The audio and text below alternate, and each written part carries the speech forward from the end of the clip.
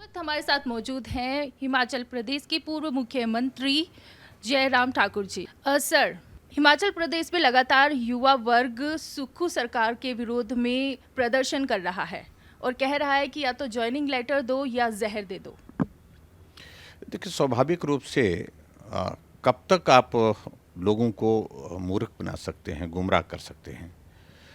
सत्ता में आने से पहले इनने कहा था कि हम 5 लाख बेरोजगारों को नौकरियां देंगे, सरकारी नौकरियां देंगे। और उस वादे को लेकर के जो गारंटी उन्होंने 10 की थी, उसमें से एक गारंटी ये भी है। और अभी हिमाचल प्रदेश में स्थिति ये है कि जो हमारा सर्विस सिलेक्शन कमीशन हमीरपुर था, उसको उन्होंने बंद किया। वहाँ पेपर लीक का कोई मसला इस तरह से आया।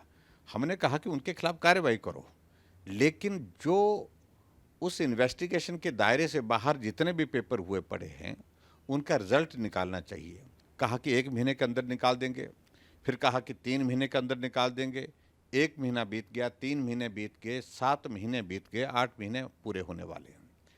और स्वाभाविक रूप से बेरोजगार इंतज़ार करते करते अब थक गए हैं, निराश हो गए हैं, हताश होकर के अपना गुस्सा जाहिर कर रहे हैं।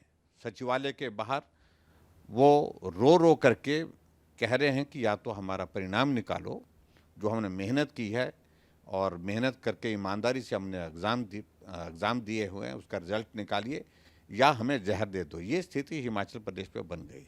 यानी कि गुमराह किया, झूठ बोला कांग्रेस के नेताओं ने सत्ता को हासिल करने के लिए, और आज जो वादा नौजवानों के साथ किया था, उस नौजवानों के वादे को पूरा करने के लिए कतई भी काम नहीं कर रही है। इस कारण से नाराज़गी और निराशा का एक माहौल है।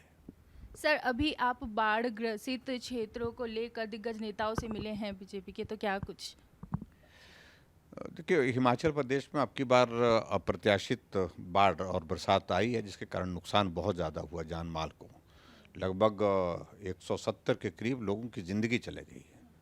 और ऐसे में जो हमारे नुकसान हुए हैं, वो बहुत बड़े निजी संपत्ति को, सरकारी संपत्ति को नुकसान हुआ है।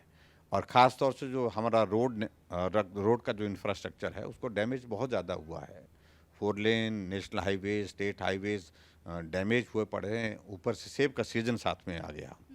तो ऐसे में हमने केंद्रीय मंत्री आज नितिन गडकरी जी से निवेदन किया कि जो मदद कर सकते आप मदद करिए। उन्होंने मदद की है, और मुझे इस बात को लेकर संतोष है कि मैंने कहा कि आप हिमाचल आकर के खुद भी जायज़ा ले लीजिए। उनने खुद जायज़ा ले करके वहाँ पर आने के लिए कहा है। मैं आऊँगा और देख करके भी आऊँगा, और जो हिमाचल के लिए जो मैक्सिमम जो मदद की जा सकती है, वो करने की कोशिश करेंगे। और सर, मानसून सत्र में जो अविश्वास विपक्ष ने सौंपा है, लोकसभा के जो सभाकार हैं, उन उसके बारे में आप क्या कहना चाहेंगे? देखिए, लोकतंत्र में इस प्रकार के दौर आते रहते हैं, और मैं समझता हूँ कि एक स्वस्थ लोकतांत्रिक व्यवस्था का सम्मान किया है हमारे लोकसभा के सम्मानीय अध्यक्ष जी ने।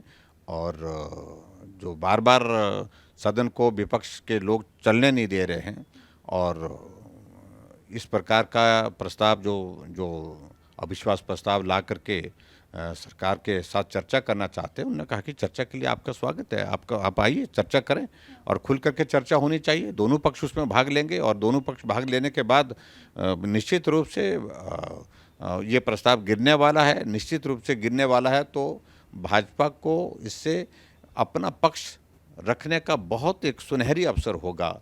और जो लोग बार बार शोर डाल रहे हैं, सदन को चलने नहीं दे रहे हैं, उनकी बात को सुनने के पश्चात मुझे लगता है कि पूरी जग हंसाई उनकी होने वाली है। सदन में अविश्वास प्रस्ताव प्रस्तुत किया गया है, उसकी जगहंसाई होने वाली है, ऐसा कहना है हिमाचल प्रदेश के पूर्व मुख्यमंत्री जयराम ठाकुर जी का।